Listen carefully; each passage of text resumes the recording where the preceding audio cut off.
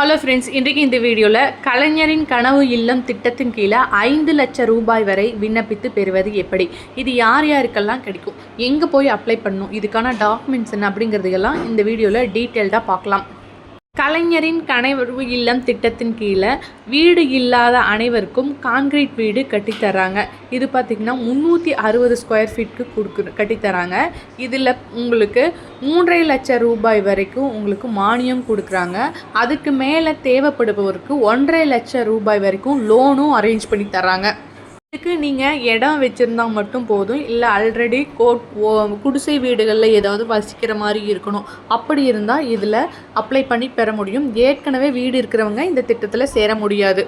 Suppose உங்களுக்கு இடம் இல்லை, புறம்போக்கு நிலத்தில் வசிக்கிறீங்க அப்படின்னாலும், அதில் ஒரு 10 ஆண்டுகளுக்கு மேலே வசிக்கிறீங்க அப்படின்னா நீங்கள் பட்டாக்கு அப்ளை பண்ணி நீங்கள் அதை வாங்கிக்க முடியும். எப்படி அப்ளை பண்ணுறது அப்படின்னா, இது ஏற்கனவே தமிழ்நாடு அரசோட கணக்கெடுப்புலேயே இது வந்துடும். அதுலேயே உங்களோட நேம் வந்து எடுப்புலேயே அனைவருக்கும் வீடு திட்டத்தின் கீழே எடுக்கும்போது குடிசை வீடு இருந்ததுன்னா அந்த லிஸ்ட்டில் வந்துடும். சப்போஸ் அதில் உங்களோட நேம் வரல அப்படின்னா நீங்கள் உங்கள் ஊர் கிராம பஞ்சாயத்தில் போய் அப்ளை செய்து பெற முடியும். இதுக்கு பட்டா யார் பேரில் இருந்தாலும், சப்போஸ் ஆண்கள் பேரில் இருந்தாலும் ஆண்கள் பெண்கள் இருப்பாளருக்கும் சேர்த்தா வந்து இந்த வீடை கட்டித்தராங்க. சப்போஸ் பெண்கள் பேரில் இருந்ததுன்னா பெண்கள் பேரில் கட்டித்தராங்க. இதுக்கு உங்களோட பேங்க் அக்கௌண்ட் வேணும். உங்கள் பேங்க் அக்கௌண்ட்டில் தான் இந்த அமௌண்ட்டை ட்ரான்ஸ்ஃபர் பண்ணுறாங்க. 4 தவணையாக உங்களுக்கு இந்த அமௌண்ட் கொடுக்குறாங்க.